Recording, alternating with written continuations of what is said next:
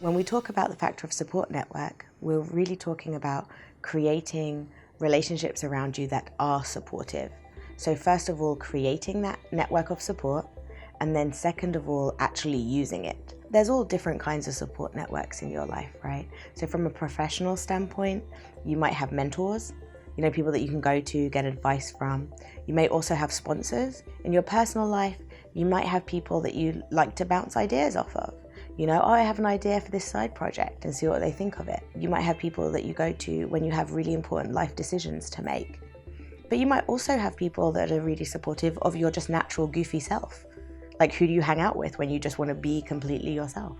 These different people all play a role in supporting yourself and bringing out the best version of yourself. Because we're humans and we can do it all, but we can't do it all alone. What we found was people with lower levels in this factor in support network, they tended to either not have one or not use their support network. And when it came to not using it, it was normally driven from a couple of things. One was either fear, and this could be fear of rejection. I could ask for help and they may not give it. It could also be from a fear of, what will they think of me if I ask for help? Will it impact the perception they have of me? It also came from feeling like I shouldn't have to ask for help. I should be able to do it all myself. I should be able to juggle these 5 things. Look at that person, they're juggling it. Why can't I? And so these kinds of emotions stop them from asking for help in the first place and reaching out to people.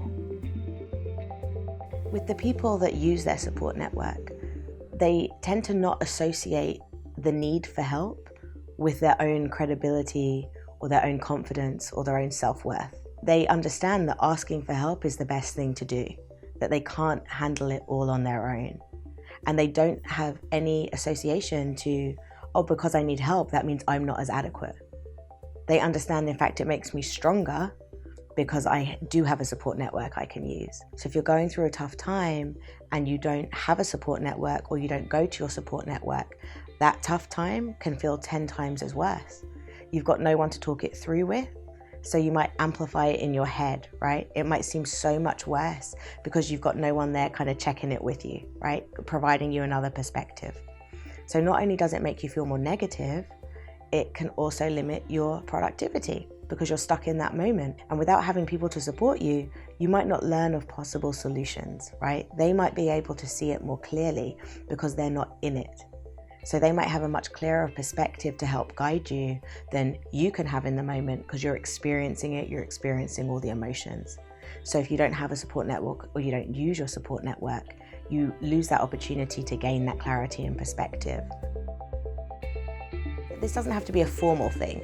It's not like you have to ask people, will you be in my support network, right? But you can just sit back and reflect on the relationships you do have and ask yourself about various scenarios. Who would I go to if I need help because I want to do a side project? Who would I go to if I need to vent? Who would I go to if I have a big decision to make? Who would I go to if I'm feeling down and I just kind of want to forget about everything and have a laugh? And just see, do you have people to go to? People that won't judge you, people that will respect you. And this is very linked to the quality of your relationships, right? The other factor. And if you find that you don't really have those people around you, then it's about asking yourself, okay, how do I go about meeting some new people? And it doesn't have to be high pressure. Just, put yourself in some situations. Maybe there's a happy hour. Maybe there's something you can do to put yourself around meeting new people. And then seeing, who do you vibe with? And, could they potentially be part of your network? And then nurture those relationships. But it starts with asking yourself those questions and really assessing, who do you have around you?